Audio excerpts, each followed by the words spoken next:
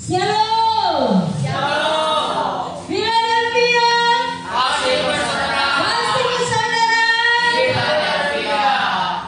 Ini adalah hari kemenangan bagi kita. Karena Tuhan kita memang telah mati.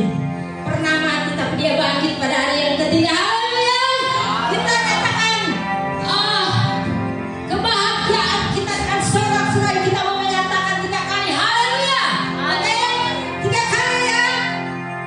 1,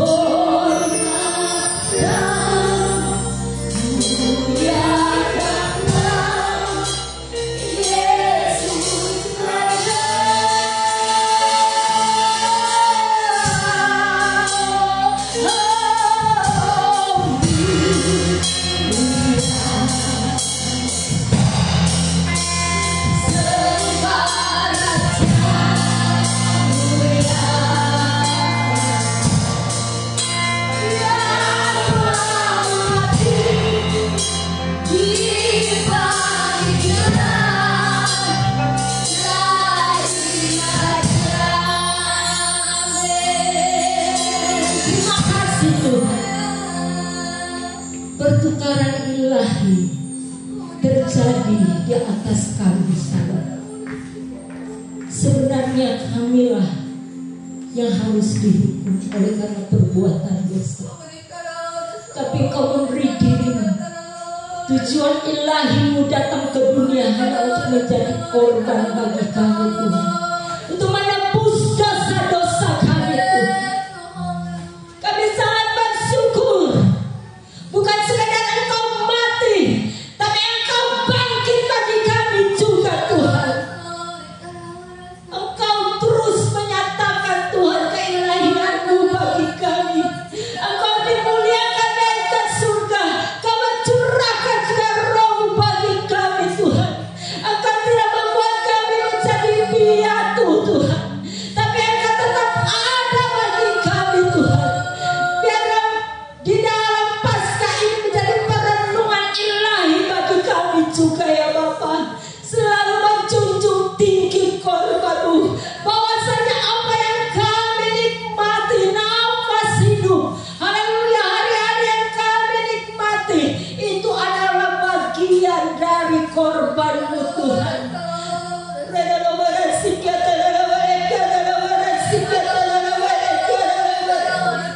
Kami bersyukur, Tuhan.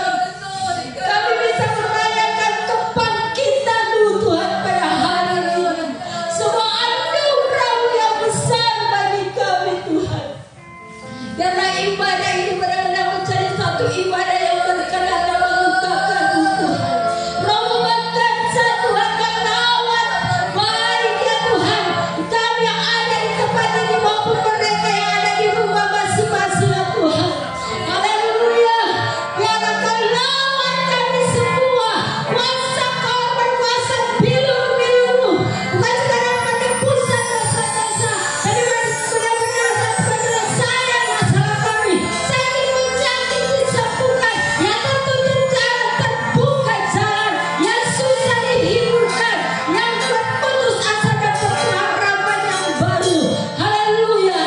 Karena itu adalah janji firman-Mu, Tuhan. Terima kasih, Tuhan Yesus. Semua hal yang berkuasa kegelapan untuk mengalami kami beribadah kepada-Mu. Kami bertolak kemana, kami hancurkan semuanya di dalam nama Tuhan Yesus Kristus. Darah Yesus yang berkuasa. Biarlah kami memberikan yang terbaik bagi-Mu, Tuhan. Haleluya. Biarlah Tuhan, dalam pujian penyembahan kami, Kau bekerja, dan dalam pengabaran Injil-Mu juga lewat hamba-Mu, benar-benar pembukaan firman-Mu nyata dengan marifat, pengurapan daripada-Mu, ya Tuhan. Di dalam persekutuan kami, di dalam perjamuan kudus, benar-benar, haleluya, lebih menyempurnakan kami untuk kebangunan rohani di dalam kehidupan kami, ya Bapa. Terima kasih, Tuhan. Kami membuka kebaktian kami hanya di dalam nama Tuhan Yesus Kristus. Haleluya. Amin. Kita beri kemuliaan bagi Tuhan Yesus Kristus. Haleluya. Haleluya. Kurniakanlah kekuatan-Mu, ya Allah. Tunjukkanlah kuasa-Mu. Haleluya. Karena itulah kuasa kebangkitan yang membuat kami bergairah di dalam Tuhan Yesus. Kita nyatakan bahwa benar-benar Allah bangkit. Haleluya. Kita bangkit berdiri. Haleluya.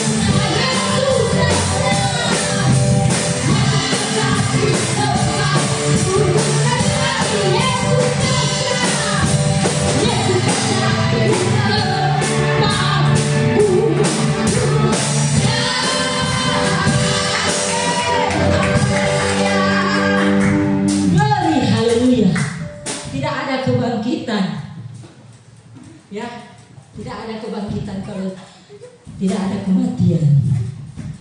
Ada kematian dulu, baru ada kebangkitan. Jadi hidup kita harus diproses.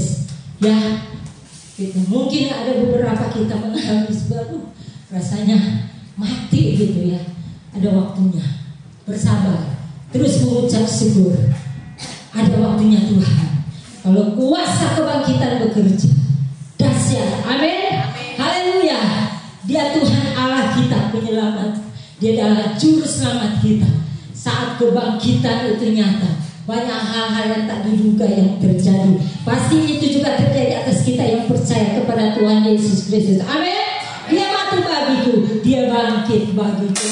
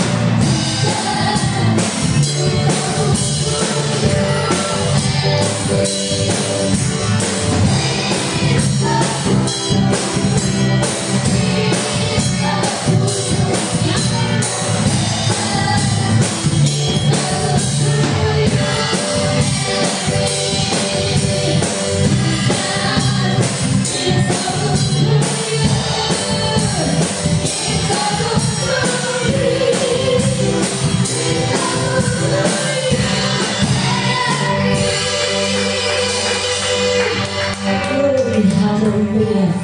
Puji nama Tuhan. Kasih setianya, kebaikannya untuk selama-lamanya. Itulah pribadi Tuhan Yesus Kristus. Dia tidak pernah mengecewakan kita. Kalau dia bekerja, dia akan menyelesaikan dengan sempurna. Asalkan kita sabar, ya, taat dan setia kita juga di dalam proses yang kita hadapi. Haleluya. Yesus adalah teladan bagi kita. Salib itu tanda penderitaan, saudara. Yesus katakan, aku adalah teladanmu, kata Tuhan Yesus. Demikian juga kita sebagai pemimpin kepada bawahan kita juga katakan, saya adalah teladanmu. Mari kita menjadi teladan Kristus. Puji nama Tuhan. Biarlah kemuliaan Tuhan menjadi bagian bagi kita juga. Mari, dia sebagai imam besar yang telah menebus kita, terus dia membawa kita di dalam kemuliaannya. Kita memandang kemuliaan Tuhan. Kita memiliki satu keberanian ilahi oleh perkenanan darah anak domba yang telah tersembelih bagi kita semua. Haleluya. Puji nama Tuhan. Sepandang kemuliaan Imam besar Maha Agung,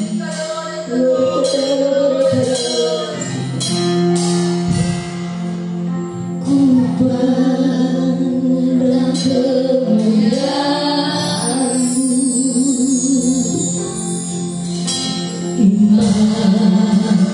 besar Maha Agung.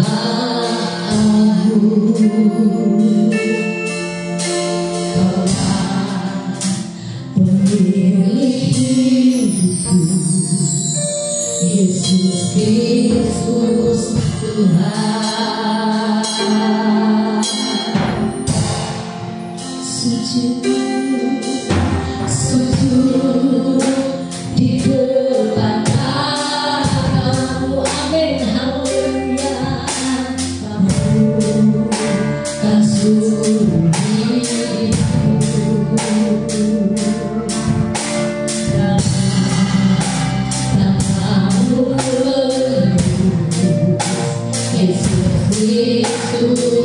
Tuhan.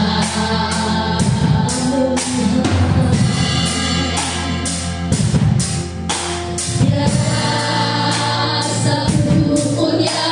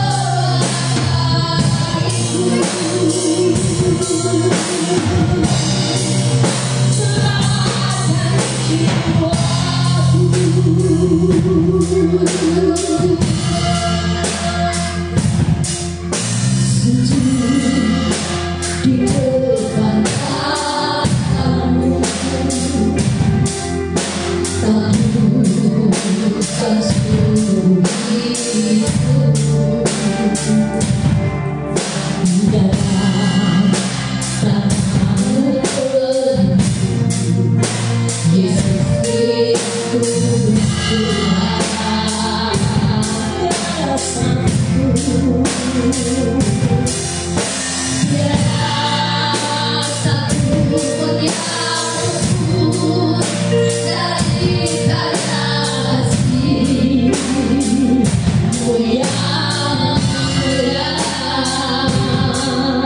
bagimu segala pujian, hormat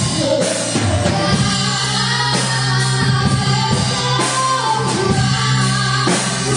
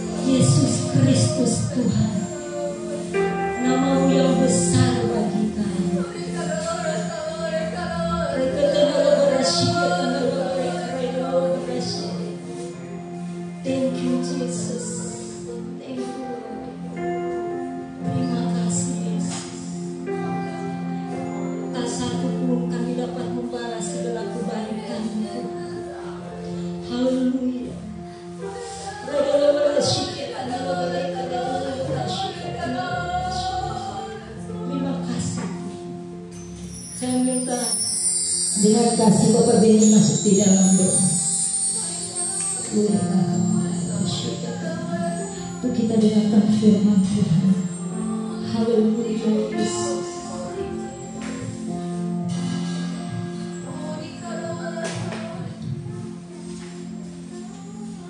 Pujian hormat tertinggi hanya bagi Engkau Yesus. Terima kasih Bapa. Dan inilah bagian kami yang terbaik di saat kami duduk diam seperti Maria yang selalu mau mendengarkan akan kebenaran firman-Mu Tuhan. Itu sebabnya Kau siapkan setiap hati kami untuk kami boleh menerima kebenaran firman-Mu Tuhan. Karena kami percaya saat kebenaran firman-Mu disampaikan oleh hamba-Mu Tuhan, maka kebenaran firman itu akan menjadi sebuah rema yang kuat dalam hidup kami Tuhan, untuk kami terus mengalami kebangkitan bersama-Mu Bapa. Terima kasih Bapa, terima kasih Engkau pakai hamba-Mu Tuhan yang telah Kau siapkan. Biarlah urapan-Mu ada atas kehidupan hamba-Mu dari ujung rambut sampai ujung kakinya Bapa. Dan biarlah setiap kebenaran firman yang disampaikan oleh hamba-Mu itu semuanya hanya daripada-Mu saja Bapa. Terima kasih Bapa, terima kasih. Kami tahu Tuhan saat kami mendengar kebenaran firman-Mu Tuhan, ada kuasa yang tidak senang untuk di mana kuasa ini coba-coba untuk mencuri kebenaran firman-Mu Tuhan. Itu sebabnya kami mau patahkan, hancurkan di dalam nama Tuhan Yesus Kristus. Dan biarlah Kau berfirman pagi hari ini dalam kehidupan kami, anak-anak-Mu Tuhan. Kami siapkan hati kami dan kami terima kebenaran firman-Mu di dalam nama Tuhan Yesus Kristus. Haleluya. Amin.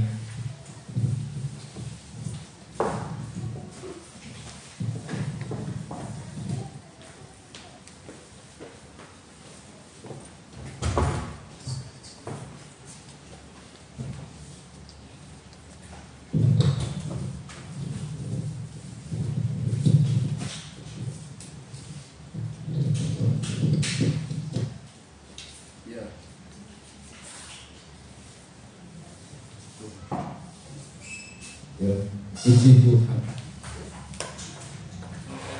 Shalom saudara. Kasih Kristus buat semua kita, khususnya rekan-rekan jemaat Tuhan yang hari ini bisa hadir dalam ibadah, dalam suasana kebangkitan Tuhan. Puji nama Tuhan saudara. Saudara, kita baca dalam Injil Yohanes 20 ayat 19 sampai 23. Kita berdiri dan membaca ayat-ayat ini, karena berbahagia orang yang membaca, mendengar, lebih-lebih melakukan firman Tuhan. Mari kita baca Injil Yohanes 20 ayat 19 sampai 23. Kita akan lihat satu kisah tak kala Yesus bangkit dari antara orang mati, dan bagaimana respon murid-murid, bagaimana Tuhan juga melihat keberadaan murid-murid, seperti apa penampilan Tuhan. Ya, saya baca ayat 19 dari 20 dan seterusnya secara bergiliran. Ketika hari sudah malam pada hari pertama minggu itu, berkumpullah murid-murid Yesus di suatu tempat dengan pintu-pintu yang terkunci, karena mereka takut kepada orang-orang Yahudi. Pada waktu itu datanglah Yesus dan berdiri di tengah-tengah mereka dan berkata, "Damai sejahtera bagi kamu." Saudara,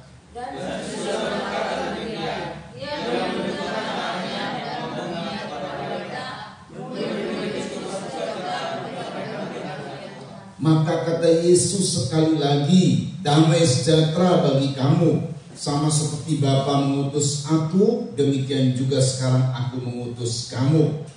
Dan sesudah berkata demikian, ia mengutus mereka dan berkata, "Terimalah kudus." Jikalau kamu mengampuni dosa orang, dosanya diampuni. Dan jikalau kamu menyatakan dosa orang tetap ada, dosanya tetap ada. Saudara, ini merupakan hal yang luar biasa dari kebangkitan Tuhan. Perhatikan baik-baik, memang suasana waktu Yesus mati di kayu salib, maka keberadaannya dari semua murid-murid, mereka ketakutan, saudara. Dan itu sebabnya sekalipun ada berita kebangkitan, pengaruh dari berita kebangkitan, ini berita kemenangan, berita yang puncak, berita pelayanan Tuhan itu puncaknya di kebangkitan, saudara. Ini berita yang dahsyat, ini hal yang luar biasa, tetapi tidak berpengaruh buat mereka karena mereka dirundung ketakutan. Jadi ketakutan ini, saudara, lebih berpengaruh daripada kuasa kebangkitan. Itulah sebabnya kita sudah mendengar bahwa Tuhan bangkit, kita bahkan percaya bahwa Tuhan bangkit. Tetapi apakah kebangkitan Tuhan itu mempengaruhi kita? Apakah kita rasakan kuasa kebangkitan itu, saudara? Sebab Tuhan bangkit bukan buat dirinya, Tuhan bangkit buat kita semua. Karena di kebangkitannya itu ada berkat.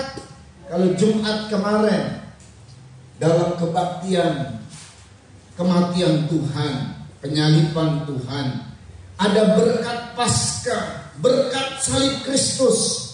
Demikian juga pada kebangkitan. Tetapi penghalang dari berkat kebangkitan ini adalah ketakutan. Jadi kalau kita takut, maka kita akan mengalami keadaan tidak menerima kuasa kebangkitan. Berkat kebangkitan yang dahsyat itu tidak kita alami kalau keadaan kita takut seperti murid-murid. Ya memang waktu itu mereka takut dengan orang Yahudi. Murid-murid memang secara realnya minoritas. Kayak kita lah minoritas di tengah-tengah yang mayoritas. Kadang-kadang kita merasa takut kalau ada masalah-masalah, ada demo, ada apa. Ujung-ujungnya yang kena tuh kita. Itu cenderung pemikiran kita begitu. Dan karena kita ada di daerah yang kita dianggapnya minoritas, sama seperti mereka. Tetapi dengar baik, saudara, biarpun kita minoritas, jangan mempengaruhi ketakutan ini, saudara. Tetapi kita harus, ketakutan yang ada ini, apalagi di masa pandemi, di masa kekacauan dan banyak hal, ada harga-harga yang tidak menentu. Kita kemudian juga mengalami ketakutan entah di mana saja karena adanya virus yang memang sekarang sudah dilonggarkan sama pemerintah, boleh mudik, tapi ada lagi timbul rasa takut. Bahkan ada orang Kristen yang karena ketakutannya, saudara, sampai alami sakit.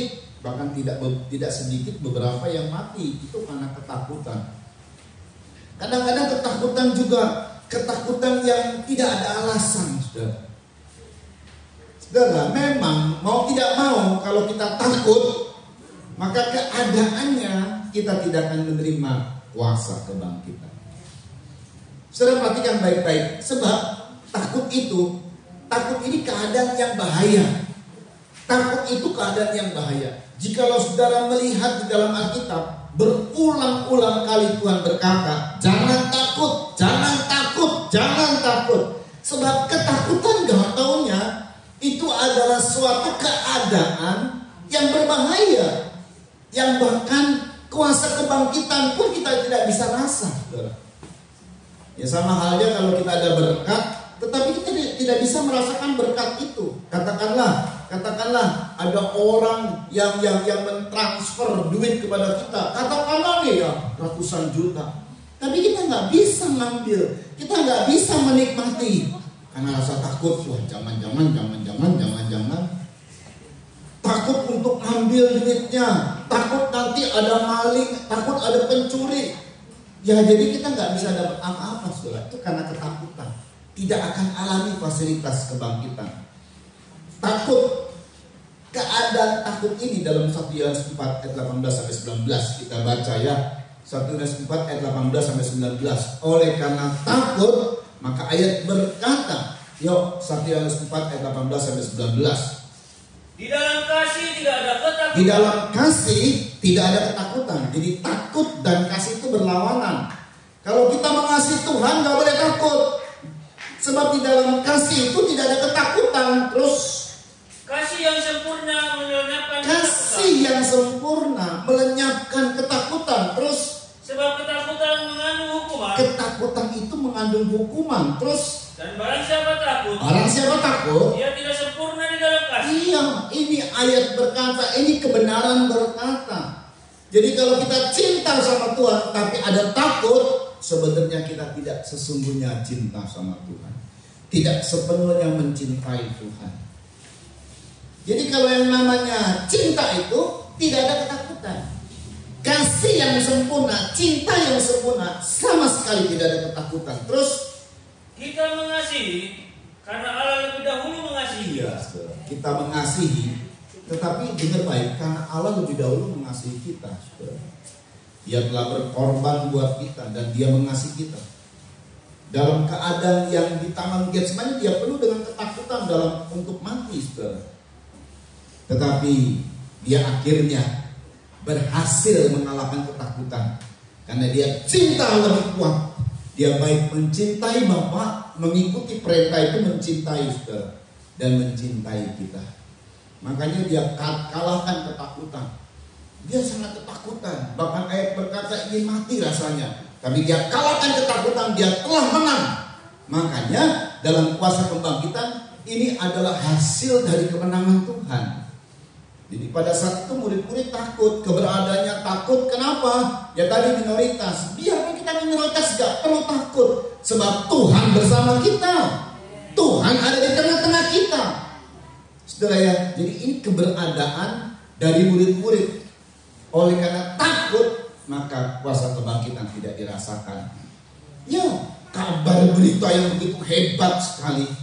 Yohanes 20 ayat 18. Kalau tadi kita bacanya kan Yohanes 20 ayat 19. Sebelumnya ini ada kabar berita. Kabar berita yang menghebohkan, yang dahsyat, saudara ya. Yuk dibaca. Kabar berita ini, saudara ya. Ayat 18.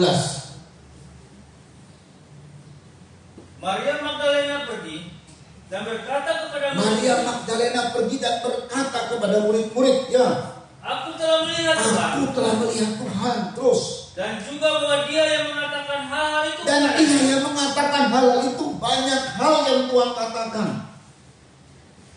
Tetapi mereka tidak percaya. Kabar kebangkitan, kabar yang dahsyat ini nggak dipercaya. Ya, makanya ya ketakutan itu bahaya. Hati-hati jangan sampai kita rasa ketakutan. Ketakutan itu sama senada dengan konco lawasnya nih, khawatir. Tuhan bilang jangan khawatir, jangan takut. Sebab ketakutan dan khawatir kita tidak akan mengalami apa-apa. Berkat-berkat Tuhan yang sudah Tuhan sediakan akan hilang karena rasa takut kita. Ya saudara ya, perhatikan baik-baik saudara. Keberadaan ketakutan ini menjadi penghalang besar merasakan kuasa kebangkitan, menjadi penghalang besar berkat kebangkitan. Memang saudara ya, orang takut itu punya alasan. Ya, kalau alasan dari mereka ini yang tadi minoritas dan kemudian takut nanti ketahuan, ditangkap, dibunuh, ini takut luar biasa saudara ya. Alasannya memang ada saudara. Jadi mereka ini takut mati, ditangkap dan kemudian mati. Takut saudara ya. Bahkan ketakutan dari kematian ini saudara ya. Perhatikan ya, ketakutan dari kematian ini itu bisa bahkan ya sampai seumur hidup seseorang dipengaruhi dengan takutnya akan mati. Ya ini hari-hari ini banyak orang yang takut akan mati. Wah, virus corona, wah di sini, wah mesti begini, mesti begitu. Takut akan mati, saudara. Ya memang sih diakui tidak satu dua orang yang mati, ada jutaan manusia yang mati. Belum lagi dengan bencana ini, bencana itu. Apalagi kalau di daerah perang, saudara, seperti Ukraina sama Rusia, khususnya di Ukraina. Wah, tiap-tiap kali kalau dengar sirene, dengar bom, dengar apa saja yang lebih dahsyat itu ya. Bahkan mungkin kalau dengar petasan aja begitu, wah ada takut nih, wah bom datang, wah segala macam. Ya memang saudara ya.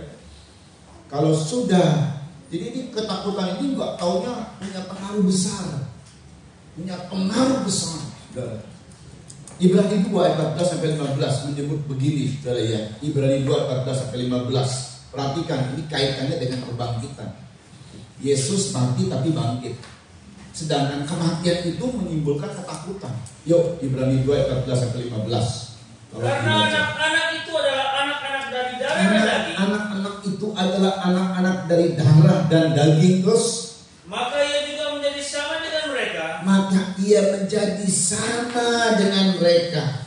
Terus Dan mendapat bagian dalam keadaan mereka. Dan mendapat bagian dalam keadaan mereka. Ya. Supaya oleh kematiannya ia memusnahkan dia. Supaya oleh kematiannya ia memusnahkan dia. Terus Yaitu iblis. Yaitu iblis. Yang Terus berkuasa atas maut. Nah ini iblis berkuasa atas maut. Jadi justru lewat kematian Tuhan itu mengalahkan iblis. Kayak gini loh. Pada saat Tuhan hadir mengalahkan iblis. Pertama iblis apa? Katakanlah iblis yang menyebabkan orang bisu, orang tuli. Iblis yang menyebabkan masalah-masalah. Itu level-level awal Tuhan kalahkan. Tuhan usir setan-setan. Terjadi kesembuhan. Nah puncaknya ini iblis berkuasa atas kematian. Itu menakutkan semua orang. Nah itu sebabnya Yesus harus alami kematian. Supaya dia masuk di suasana di medan kematian itu. Dan mengalahkan iblis dalam kuasa kebangkitannya. Yuk. Dan supaya dengan jalan demikian. Ia membebaskan mereka yang seumur hidupnya berada dalam perhambaan. Ia membebaskan mereka yang seumur hidupnya berada dalam perhambaan, perbudakan oleh karena apa? Oleh karena takutnya kepada maut. Takut kepada maut. Makanya Tuhan telah menang atas maut. Dalam ayat lain, hei maut, di mana sengatmu? Itu sengat terakhir, itu kekuatan iblis terakhir. Kematian. Waktu iblis melihat Yesus akhirnya masuk dalam jebakannya lah. Karena iblis telah mensiasati. Akhirnya dapatlah Yudas Iskariot mengkhianati Tuhan. Waduh, dapat kunci iblis ini. Dapat senjata pamungkas lewat Yudas Iskariot. Dan betul terjadi. Jadi iblis akhirnya mendapat peluang besar. Yesus ditangkap. Tidak ada orang yang berbelas kasihan sama Yesus. Tidak ada orang yang membela Yesus. Ini kesempatan. Gak taunya Tuhan itu memakai siasat, saudara. Wah, iblis anggap Yesus mati, menang dia. Karena kekuatannya itu paling tinggi. Senjata pamungkasnya mati, maut. Enggak taunya di situ dia tertipu dan dia akhirnya kalah. Makanya dalam ayat berkata, hei maut, di mana sengatmu? Ya, sebab waktu Yesus mati memang, tetapi kemudian bangkit dari antara orang mati. Itu kemenangan. Jadi kuasa kebangkitan ini adalah kuasa yang mengalahkan ketakutan. Itu harus ada dan mempengaruhi kita, saudara. Kita percaya Tuhan bangkit. Hari-hari ini pasti ada orang-orang yang menyampaikan selamat Paskah, selamat kebangkitan Tuhan. Tapi mempengaruhi kita enggak? Nah itu. Kita harus dipengaruhi dengan kebangkitan Tuhan. Harus dipengaruhi dengan kebangkitan Tuhan. Di mana dampaknya? Dampaknya kita tidak takut lagi.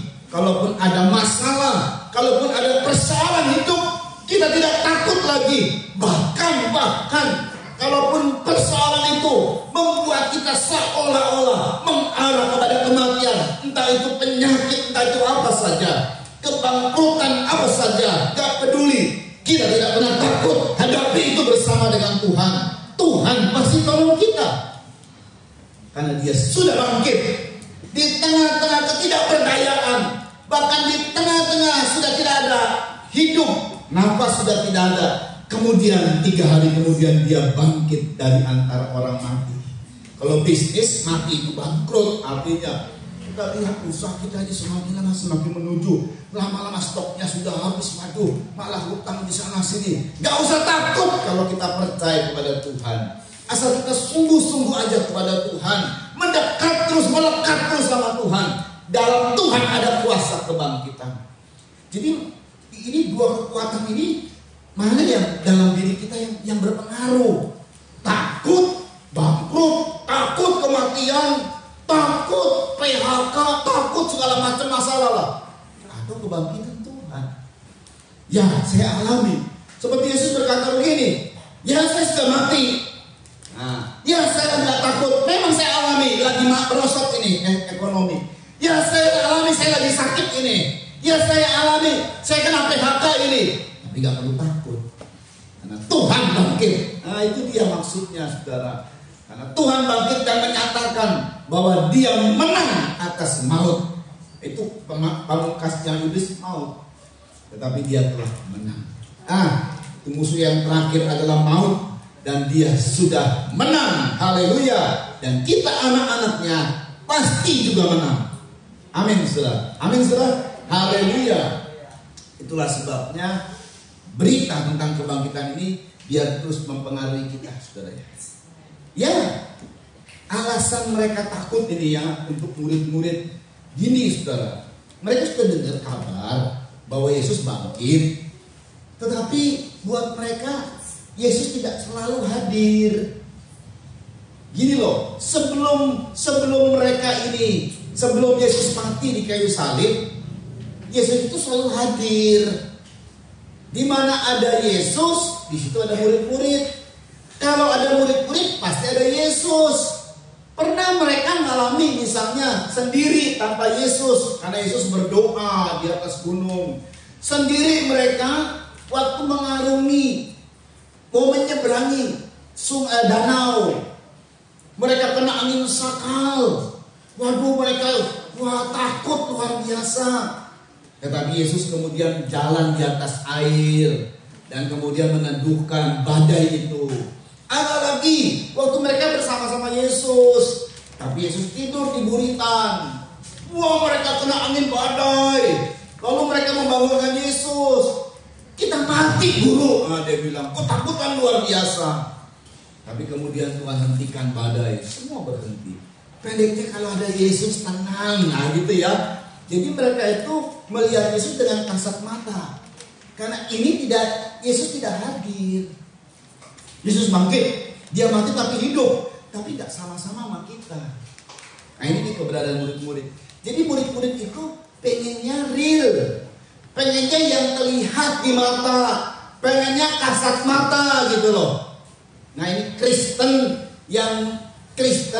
yang menitik beratkan pada hal-hal yang kelihatan.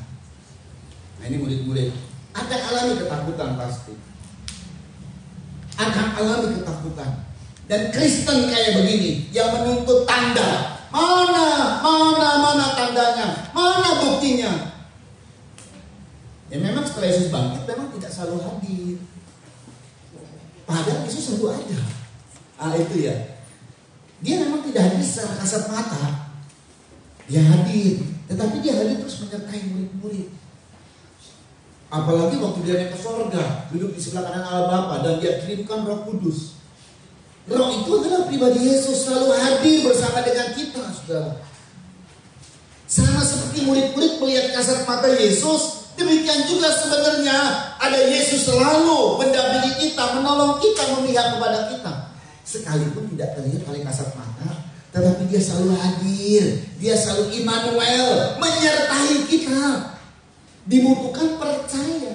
Sebab percaya itu adalah hal-hal yang tidak kelihatan, tapi dia percaya, dia punya harap kepada hal yang tak kelihatan. Siapa yang tak kelihatan? Yesus. Tak kelihatan oleh kasat mata, tapi real dalam hidup kita. Pertolongan, mujizatnya. Ini terus kalau kita sudah alami pertolongan Tuhan di masa lalu, pasti dia akan menolong kita terus gitu loh. Percaya. Belum kelihatan, sabar. Waktunya akan datang. Pasti kita ditolong. Itu orang percaya. Sebaliknya bagi orang-orang yang modelnya kayak begini saudara, yaitu apa? Kristen yang menuntut tanda. Mana buktinya? Mana buktinya? Kalau gak terlihat sama mata saya gak percaya. Itu Kristen Thomas juga ya. Kita baca. Ini kayak apa? Tuhan bilang seperti apa ini? Selalu minta bukti. Ada Kristen memang orang-orang Kristen yang minta bukti. Mana doa. Saya maunya bukti, doa dijawab, ada kesembuhan terlihat dengan mata. Ini Kristen apa kata Tuhan? Karena banyak Kristen yang menuntut, akhirnya menuntut lagi sama Tuhan, nuntut lagi. Matius 12 ayat 39, yuk dibaca. Tuhan golongkan Kristen kayak begini. Ya, yuk. Tetapi jawabnya kepada mereka, angkatan yang jahat dan tidak setia. Angkatan yang jahat dan tidak setia itu Tuhan gambarkan orang-orang Kristen yang menuntut tanda. Teruskan dulu. Menuntut suatu tanda, menuntut suatu bukti, melihat satu hal, keajaiban yang nyata begitu. Ini Kristen yang menuntut. Tuhan bilang ini angkatan yang jahat dan tidak setia. Ke gereja. Mungkin kelihatannya rajin, tapi terus menuntut tanda dalam hidupnya, menuntut bukti dalam hidupnya. Tuhan bilang tidak setia. Apalagi yang ke gereja, itu yang jelas tidak setia. Ini yang ke gereja tapi terus menuntut tanda. Kristen yang hanya meminta berkat-berkat jasmani. Tuhan bilang kamu angkatan yang jahat, kamu Kristen yang jahat. Ini kata Tuhan loh. Terus. Tetapi kepada mereka tidak akan diberikan tanda selain tanda Nabi. Iya, bagi Kristen-Kristen ini ditenggelamkan. Oh iya, kayak Ibu Susi bilang. Kenapa tenggelamkan saja? Itu sebab Nabi Yunus di mana sudah dimakan ikan paus. Jadi pada saat Nabi Yunus ini dalam keadaan yang diombang-ambingkan, Yunus sadar dia diutus Tuhan tapi dia kabur. Wah, ini Kristen kayak begini kan takut dia. Makanya dia kenapa kabur takut. Nah, Kristen takut ini kata Ibu Susi tenggelamkan aja. Dan ternyata Tuhan juga, Ibu Susi itu kelihatannya ikut apa yang Tuhan bilang. Yunus tenggelamkan aja. Makan ikan paus. Iya, ya. 3 hari. Kalau Kristen kayak begini ditenggelamkan. Nah, ya. Tandanya adalah Nabi Yunus masuk dalam perut ikan. Nah, Kristen kayak begini tenggelam dia, tenggelam dalam lautan, tenggelam dalam kekhawatiran, tenggelam dalam pengaruh bangsa-bangsa. Sebab laut itu bangsa-bangsa. Kristen keduniawian. Saudara, tapi kita berdoa, saya nggak mau jadi Kristen kayak begitu. Kita adalah Kristen yang tidak mengandalkan apa yang kelihatan. Kita adalah Kristen yang setia sama Tuhan. Kalaupun belum ditolong, saya tetap percaya kepada Tuhan. Haleluya. Kalaupun belum disembuhkan, saya percaya kepada Tuhan. Percaya itu nanti menghasilkan kesembuhan. Saya percaya itu kan definisinya. Definisi dari percaya kita tahu, tapi kita baca kan Ibrani, kita lihat ya, ini menarik banget. Kita baca Ibrani. Ayat ini udah berulang-ulang kali kita baca, tetapi sama kayak kita makan. Kayak kita makan kan nggak bosen, makan nasi. Berulang-ulang kali loh saya makan nasi, nggak bosen kan? Sama. Ini juga kita baca, kita nggak bosen. Malah kalau makan nasi kekuatan. Saya baru tadi pagi makan nasi, siang makan nasi lagi. Padahal udah tadi pagi loh makan nasi. Saya lapar siang makan nasi. Malah kata orang Indonesia, kalau cuma makan roti aja, kalau buat orang Indonesia belum makan namanya. Kalau belum makan nasi, gitu. Udah berapa kali kita makan nasi? Ratusan ribu kali ya. Sejak dari kita usia berapa begitu sampai detik ini masih makan nasi. Iya kan sebenarnya. Sama. Kita baca lagi Ibrani 11 ayat 1. Kita baca lagi. Kita jadi kuat lagi. Ibrani 11 ayat 1. Yuk. Iman adalah dasar dari segala sesuatu yang kita harapkan. Adalah dasar dari segala sesuatu yang kita harapkan. Kita mengharap apa? Kesembuhan. Iman. Kita harus punya iman. Dia dasar dari segala sesuatu yang kita harapkan. Terus. Dan bukti dari segala sesuatu yang tidak kita lihat. Bukti dari segala sesuatu yang sementara belum kita lihat. Jadi iman itu saudara tetap ada buktinya nanti. Tapi jangan menuntut bukti dulu. Iman dulu. Nah gitu. Saya masih sakit nih, tapi saya percaya saya sembuh. Iman dulu. Nanti terbukti sembuh. Terbukti itu belakangan. Saya masih dalam keadaan morality, tapi saya sungguh-sungguh sama Tuhan. Saya berdoa, saya sungguh-sungguh, saya mencintai Tuhan, saya rajin ibadah. Nanti ditolong, nanti dipulihkan. Iya, saudara. Nah, itu dia namanya iman. Ya, tapi Kristen-Kristen yang hanya menitik beratkan pada hal-hal yang jasmani, kalau belum kelihatan, saya belum percaya.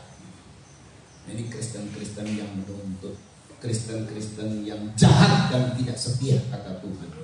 Buat Kristen yang kayak begini, Tuhan kurang suka dia, kurang diperhatikan sama Tuhan. Sekalipun banyak kabel atak, bodoh teing. Tapi Tuhan melihat Kristen yang sungguh-sungguh sama Tuhan.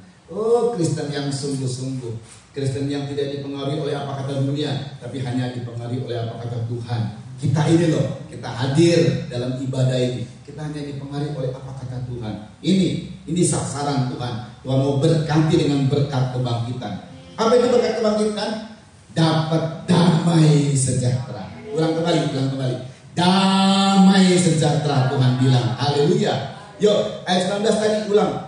Yohanes 20. Jadi waktu Tuhan hadir, pertama dia ucapkan damai sejahtera bagi kamu. Ya, kalau orang takut hatinya gundah-gulana, hatinya kacau, pikirannya kacau. Makanya pertama yang Tuhan akan hadir memberikan damai dulu. Tenang, calm down, tenang. Bukan cuma sekedar tenang, calm down ya. Ini damai sejahtera ini mengandung makna yang luar biasa. Yuk dibaca. Ketika hari sudah malam, ya, pada hari pertama minggu itu, ya, berkumpullah murid-murid Yesus di suatu tempat dengan pintu-pintu yang terkunci. Iya, karena takut, terus karena mereka takut kepada orang-orang Yahudi. Ya.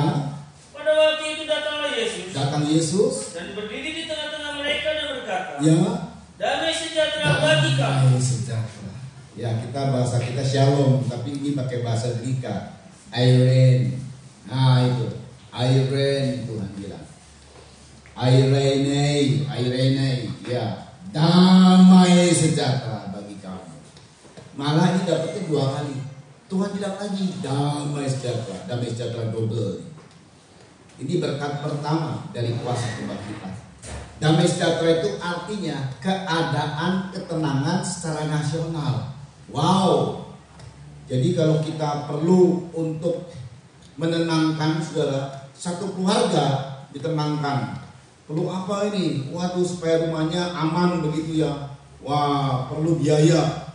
Nyewa satpam, beli anjing galak gitu ya. Bermain galak mahal gitu.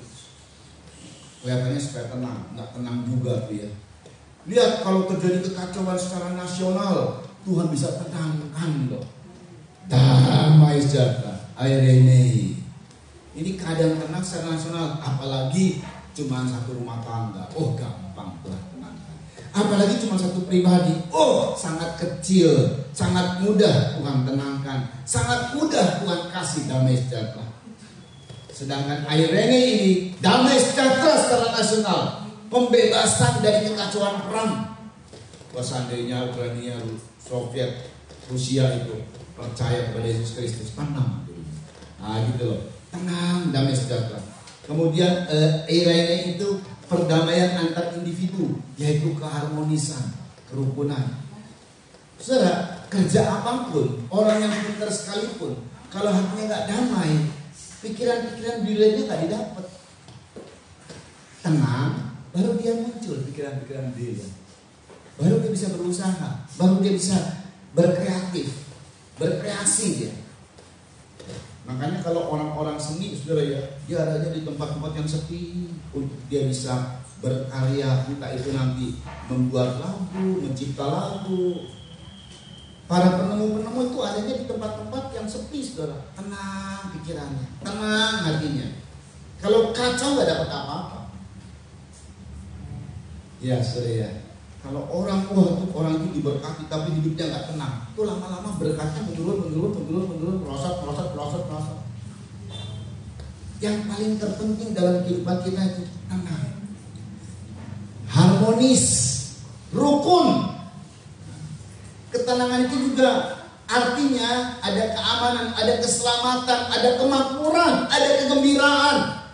Karena perdamaian dan keharmonisan membuat dan terjagalah hal-hal yang aman, sejahtera. Oh enak, saudara. Juga Irene itu artinya keadaan jiwa yang tenang, yang diyakinkan akan keselamatannya melalui Kristus, dan dengan demikian tidak takut apapun dari Allah, dari apa yang terjadi, asal seizin Allah. Entah dia sakit, entah ada masalah, tapi itu seizin Tuhan, dia nggak takut. Dan orang-orang yang alami Irene ini, dia puas dengan nasib duniawinya. Ya misalnya tadi, saya masih belum diberkati, tapi dia puas. Itu orang yang tenang. Dia nggak banyak menuntut. Dia puas dengan segala apa yang dia terima. Mungkin berkatnya sedikit, tapi cukup. Puas dia.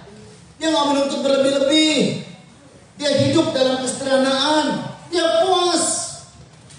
Dari jenis apapun yang ada, dia mengalami ketenangan. Itu yang Irene, kata Tuhan. Keadaan yang diberkati dari orang-orang yang saya dan jujur.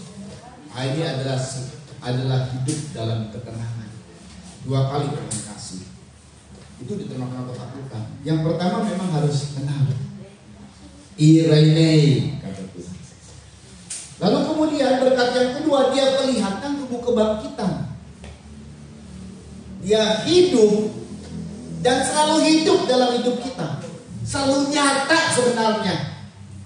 Dia tunjukkan tangan, dia tunjukkan lambungnya yang dipaku, baik itu tangan yang dipaku, lambung yang ditombak. Dia tunjukkan, karena yang terdekat itu tangan dan lambung. Kaki terlihat, cuman mungkin dia tidak begini gitu ya. Kayaknya nggak sopan kalau ditunjukkan kaki. Tangan aja yang ditunjukkan, sama lambung. Ini tangan, ini lambung. Lalu dia itu bukan hantu. Hari-hari ini kan hidup manusia ini ada 2 dunia. Dunia maya dan dunia real. Ada lagi satu dunia, tapi mirip-mirip dengan dunia maya.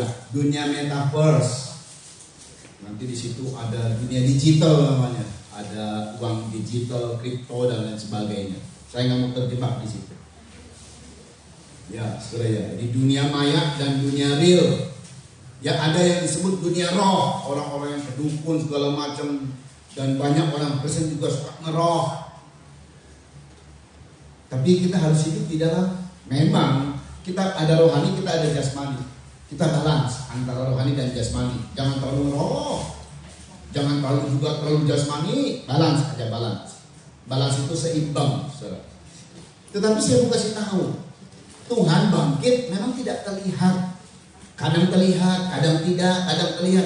Tapi dia selalu hadir sebenarnya dalam kehidupan murid-murid. Apalagi sekarang. Semua kita boleh bilang begini loh, Tuhan ada di hati saya. Boleh, karena dia adalah roh. Dan dia hadir. Kekuatannya, kuasanya sama dengan pada saat dia belum mati di kayu salib.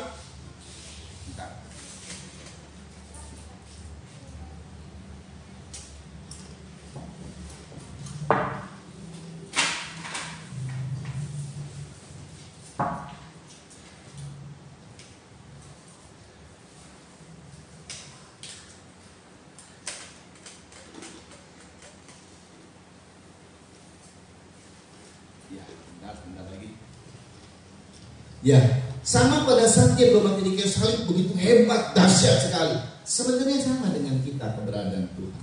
Cuman bersifat roh. Tujuannya apa? Supaya bisa diterima oleh semua orang. Luar biasa Tuhan itu, saudara ya. Memang dia itu hal yang rohani, kaitan dengan hal yang rohani. Tapi dalam kuasa kebangkitan dia nyatakan dalam Injil Lukas 24 ayat 38 sampai 40. Kalau tadi kan kita baca, Tuhan tiba-tiba muncul, terus dia bilang damai sejahtera, Irene.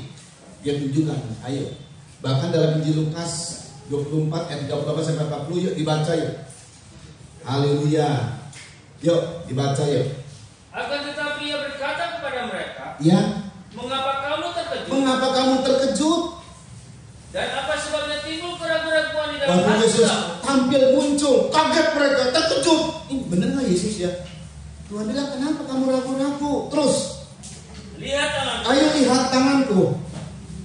Dan kakiku. Lihat kakiku. Terus, aku sendiri lagi. aku sendiri ini. Terus, rabalah aku. Tuhan bilang, raba.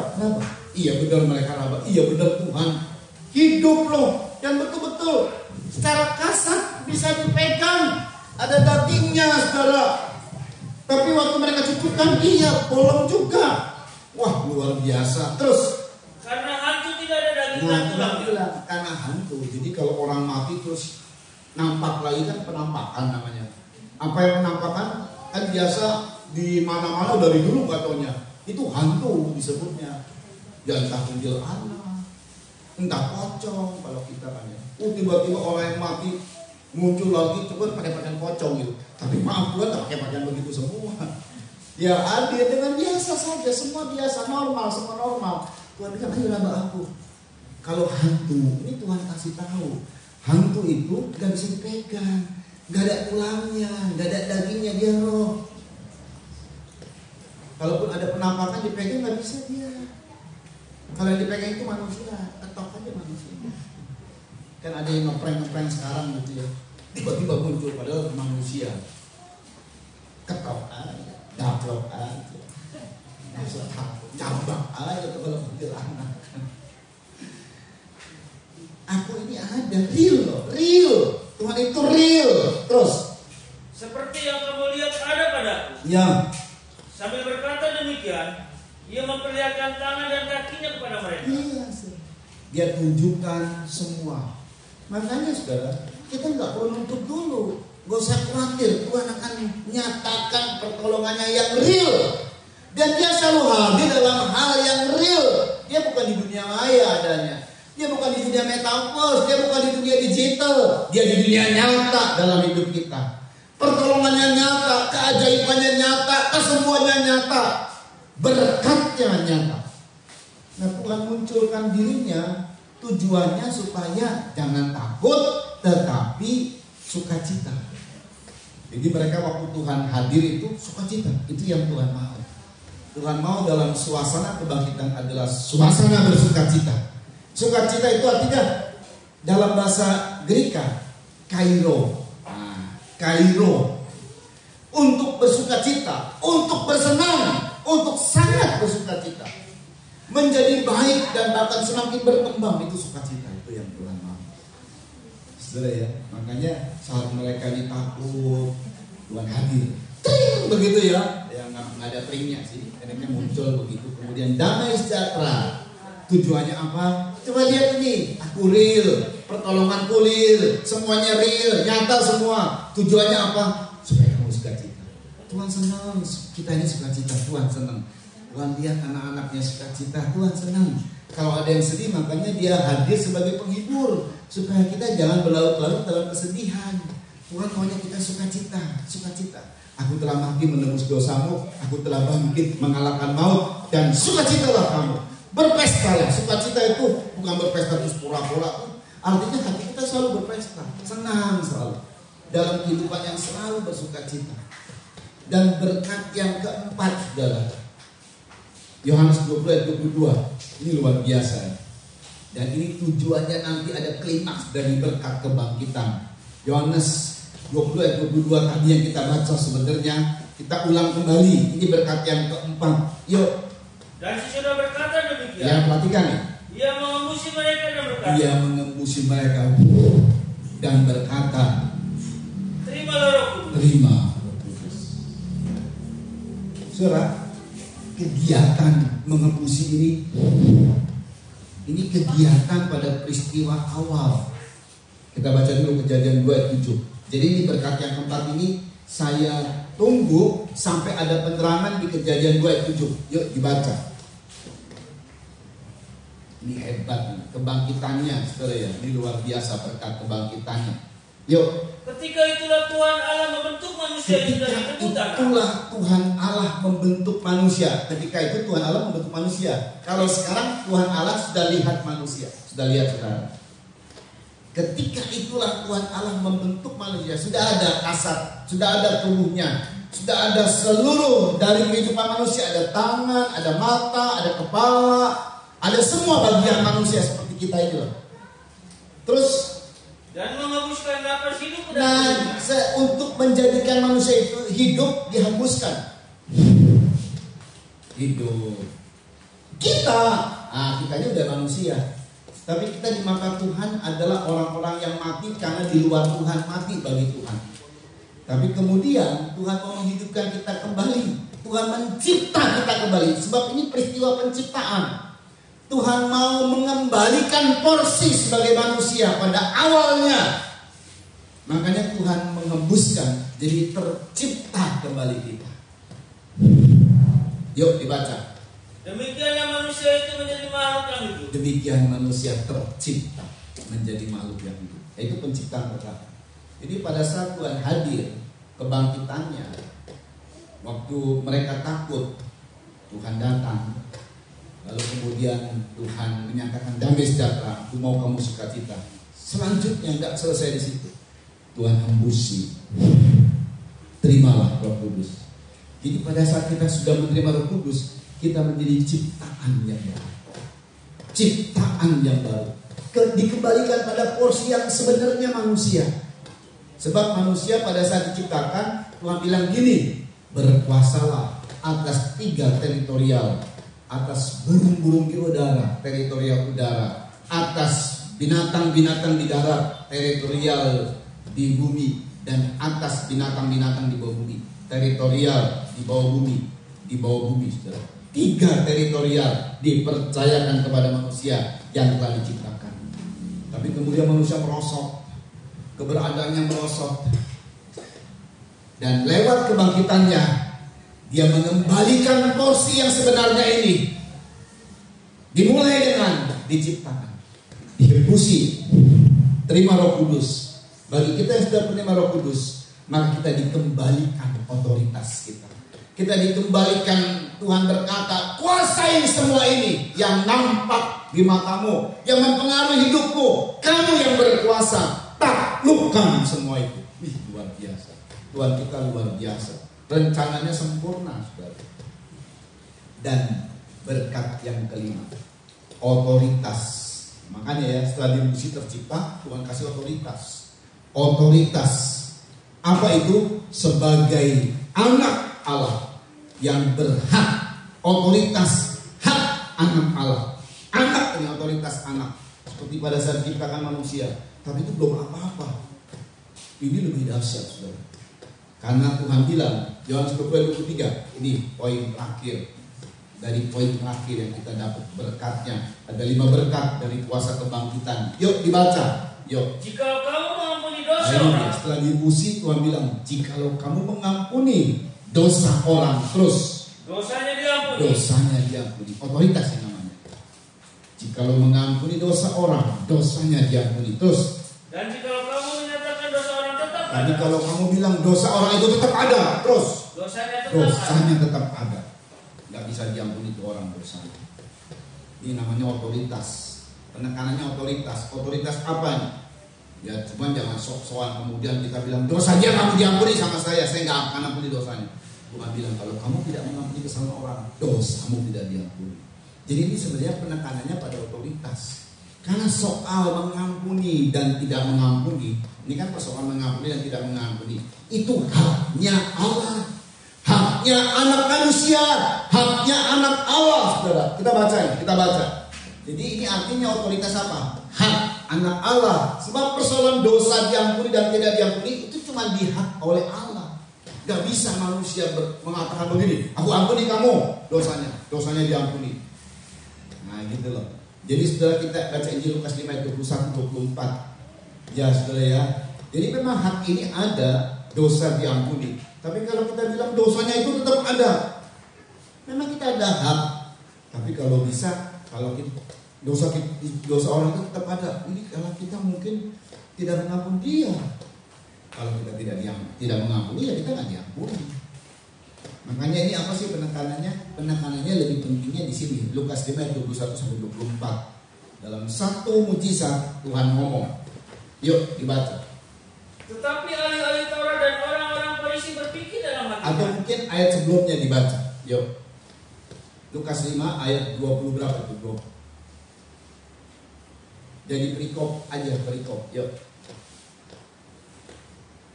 Pada suatu hari, ya, ketika Yesus mengajar, ya, ada beberapa orang Farisi dan ahli Taurat duduk mendengarkannya. Ya terus. Mereka datang dari semua desa di Galilea. Ini lagi kumpul nih orang Farisi, orang Taurat. Suka sama Yesus nih, dengar ngajar. Yang nggak tahu nih sukanya benar suka atau tulus hati atau ada modus. Nggak tahu dia modus ujung-ujungnya. Setelah yuk. Dan Yudea dan dari Yerusalem. Waduh, terus. Kuasa Tuhan menyertai dia. Kuasa Tuhan menyertai Tuhan Yesus. Terus. Sehingga ia dapat menyembuhkan orang sakit. Terus. Lalu datanglah beberapa orang mengusung seorang lumpuh di atas tempat tidur. Ada orang yang diusung karena lumpuh, setelah ya. Terus. Mereka berusaha membawa dia masuk dan meletakkannya di hadapan Yesus. Terus. Karena mereka tidak dapat membawanya masuk terhubung dengan banyaknya orang di situ. Ya, perhatikan. Naiklah mereka ke atap rumah. Ya. Lalu membongkar atap itu dan menurunkan orang itu dengan tepat tidurnya ke tengah-tengah orang banyak tepat di depan Yesus. Ya. Ketika Yesus melihat iman mereka, ya. Berkatalah ia, ya. Hai saudara, dosamu sudah diampuni. Dosamu sudah diampuni. Nah, ini tadi hak untuk mengampuni dosa. Terus. Tetapi ahli-ahli Taurat dan orang-orang Farisi berpikir dalam hatinya. Perhatikan. Siapakah orang yang menghujat Allah ini? Siapa orang yang menghujat Allah ini? Terus. Siapa yang dapat mengampuni dosa selain daripada Allah sendiri? Jadi ada statement. Siapa yang dapat mengampuni dosa? Cuma Allah yang bisa mengampuni dosa. Nah, ini makanya haknya Allah. Hak anak-anak Allah. Jadi kalau Tuhan bilang kepada murid-murid dan juga kepada kita, kamu berkata kepada orang, dosanya diampuni oleh Tuhan. Ini haknya anak Allah. Itu otoritas. Perkataannya mengandung otoritas. Setelah dicipta, Tuhan tidak cuma sekedar dicipta, tapi diberikan otoritas. Itu berkat kuasa kebangkitan. Nah, ayat 24 lompat yuk. Kemudian Tuhan nyatakan statement ini. Yuk.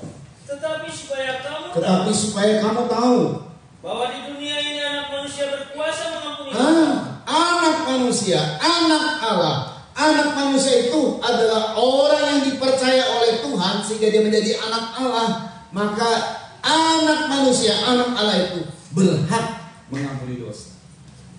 Ada otoritas. Jadi penekanannya dapat otoritas dari Tuhan.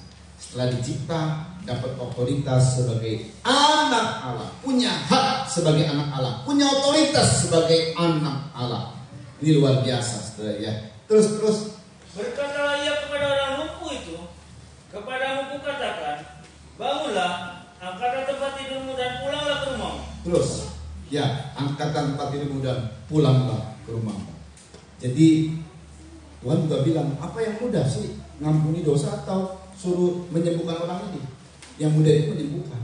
Mengampuni dosa itu tidak ada yang punya hak. Makanya Allah berikan otoritas ini kepada anak-anaknya setelah dihembusi. Terimalah Roh Kudus.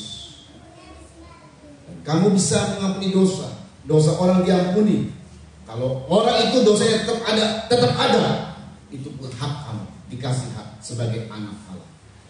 Sama seperti yang lalu. Kalau yang lalu masih suasananya masih dalam kitab Kejadian, itu Adam dan Hawa. Taklukkanlah 3 teritorial. Di udara, di bumi dan di bawah bumi.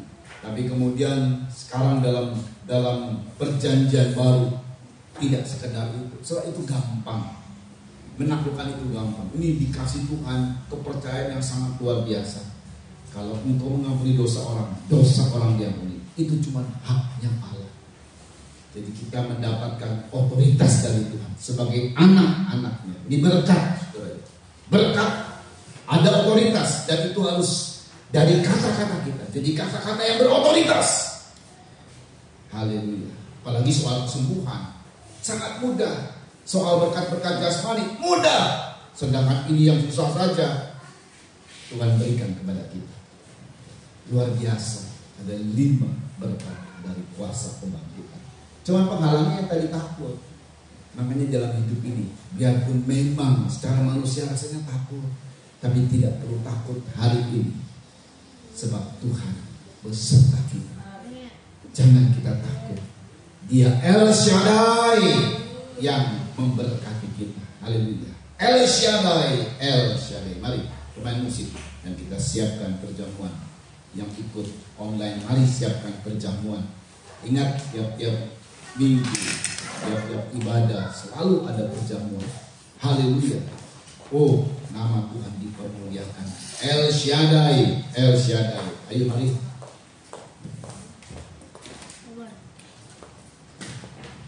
El Shaddai, El Shaddai. Kita siapkan perjamuan. Haleluya, kita menjunjung tinggi kuasa korban Kristus. Oh, haleluya, besar ajaib. Dahsyat Dia, sungguh baik buat kita. Haleluya, haleluya.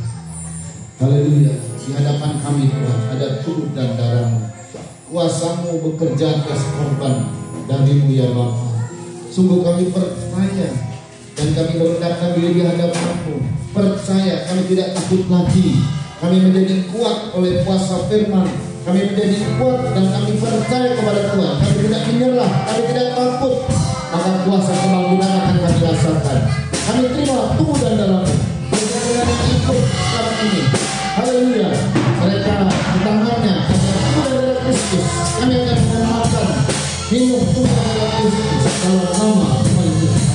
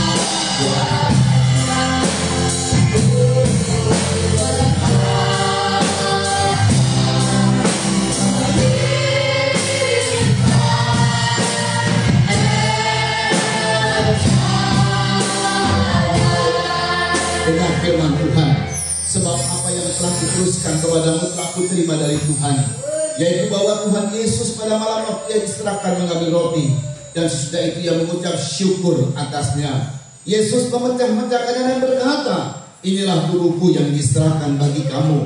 Perbuatlah ini menjadi peringatan akan aku. Bukankah roti yang kita pecah-pecahkan adalah persekutuan dengan tubuh Kristus? Amin. Makalah dengan percaya tubuh Kristus dalam nama Tuhan Yesus Kristus.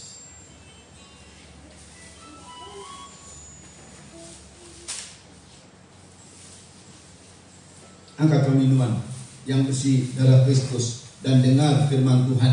Demikian juga Yesus mengambil cawan sudah makan lalu berkata, cawan ini adalah perjanjian baru yang dimeteraikan oleh darahku. Perbuatlah ini setiap kali kamu meminumnya menjadi peringatan akan aku.